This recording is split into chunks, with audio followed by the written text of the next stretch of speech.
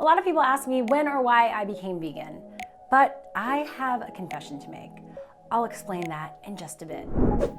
But in order to understand my story, you need to know the difference between all those phrases being thrown out there, like vegan, plant-based, vegetarian, and pescatarian. It's a lot, I know, but I'm here to help. Well, a pescatarian eats fish and shellfish in addition to eggs and dairy typically. There are lacto vegetarians, who are vegetarians who avoid animal flesh and eggs, but do consume dairy products. Ovo vegetarians are vegetarians who avoid all animal products except eggs. Those who eat plant-based focus on plants, including vegetables, fruits, whole grains, legumes, seeds, and nuts, which should make up the majority of what you eat. It excludes refined foods like added sugars, white flour, and processed oils. And that typically gets misconstrued with vegans, who avoid all animal and animal-derived products. And this video is to share my story, not to promote one as better than the other, or to shame anyone for their specific decisions that work for them. Also, I'm not an expert. I'm just a human and constantly learning like all of you. But I do know that not eating meat does help the environment, just saying. And according to all these experts and the New York Times. For instance, according to this study in the Journal of Scientific Reports, if everyone in the country reduced their consumption of beef, pork, and poultry by a quarter and substituted plant proteins, we'd save about 82 million metric tons of greenhouse gas emissions per year. That would be a reduction of a little more than 1%. And if everyone in the country did go vegetarian, cutting meat out completely, and replacing it with plant proteins of the same nutritional value, we'd save 330 million metric tons of greenhouse gas emissions per year. Anyway, back to my story. I stopped eating steak or pretty much anything other than a hamburger probably over a decade ago. My body would literally reject the food. Like I'd be like, I see this meat, it looks good. I'd put it in my mouth, try to chew it, and I could not swallow it. So at this point, I'm like, okay, I guess I'm not gonna eat this food, but I still wasn't really listening to my body. I still was eating those burgers, and TMI was getting lots of gas, and I was feeling nauseous, just really bad. Something was wrong. And so after a bunch of that, I decided I should take a break and see what happens. And I did. And that's when I became a pescatarian. And that's when I watched the documentary on Netflix, What the Health, in 2017. 18% of children are morbidly obese right now. We're on par to have 1 in 3 people be diabetic in the next 25 years. That's crazy statistics. It was a documentary about the vegan and plant-based movement, but also showed the horrible other side of the food industry and what we put in our bodies. A lot of people did think it was propaganda and questioned how it approached the space, and I even talked about it on my show, What's Trending. What the Health on Netflix has been changing a lot of people's minds about eating meat, including mine. I watched it and I was like, what am I doing with my life? I gotta change everything. But for me personally, it just made sense in terms of where I was going. So I said to myself, hey, let's do it. Let's become vegan. That said, I didn't go as far as cutting out animal products from other parts of my life, like my clothes, for instance. Like some vegans will go as far as not using honey or wearing any leather. So after trying to be vegan and basically ending up eating chips and popcorn and not getting any of my nutritional needs met, I ended up going back to pescatarian.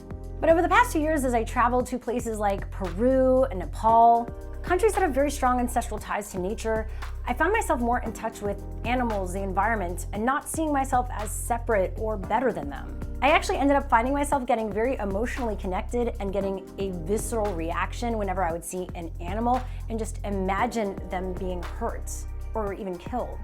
And to know that I could have been behind that, it was just no. I didn't want to be part of that. Like even this fish video of a guy playing a game with a fish and it's swimming back to him, Finding Nemo, like octopus documentary. I mean, it was really starting to get to me and the idea of eating any of it. Now, I know a lot of people say, hey, we are meant to eat animals. We've been doing it since the cave people days. It's part of nature and the food pyramid. Yes, there was a time where we were subsistence living off the land.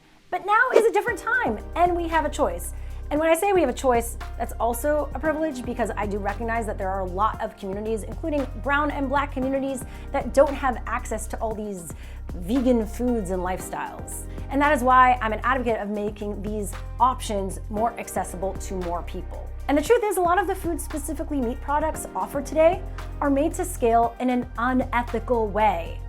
and I don't want that in my body. Also, be sure to watch The Game Changers on Netflix. It's another documentary that talks about the marketing of meat to Americans through athletes on TV and the radio when they couldn't sell cigarette products in the 70s. One and only Arnold Schwarzenegger. I ate a lot of meat. Steak. That's what a man eats. Selling that idea that real men eat meat. And by the way, Canada, they just changed their food pyramid from this to this. So some countries are starting to acknowledge mindful eating and the fact that meat products isn't just the only place where we can get our protein or a priority for a healthy diet or lifestyle. But back to me. Then COVID hit. And I saw what was happening as a destruction of our ecosystem and the worry that if things got worse, well, basically borders would close, food supplies would be cut off, hoarding would happen, which we've seen, and it would be important to eat what you can get in your backyard: fruits, vegetables, legumes, etc. So since March of 2020, I have stopped eating all fish, all meat. And that's where my confession comes in. I'm vegan-ish. I'm committed to not eating or buying animal products. But guess what? I'm not perfect, and I do sometimes have eggs here and there and some cheese here and there. I believe all these decisions are a journey. It's not about perfection, it's about flexibility, and it's also a very personal choice. When making these types of decisions, also, what's good for me might not be good for you. So be sure to do a blood test and consult an expert to make sure you're getting all the vitamins and minerals that you need. This is not an ad, but I do take Ritual's Women's Daily Vitamins, and I also have usually a Purium Power Shake daily as well. And that really helps me with my energy and feeling like I'm getting what I need. Even something like the Impossible Burger. While they've mainstreamed non-meat eating, which is great, it's still important to look at the ingredients.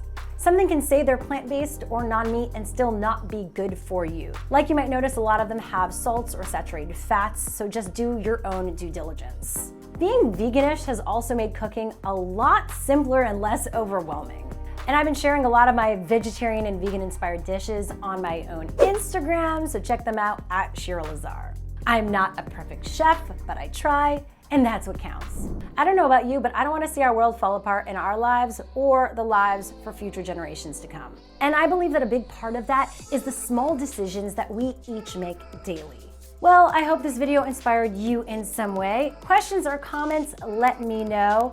If you want a dose of positivity and a look into my life, be sure to subscribe right here. I post videos weekly. See you soon.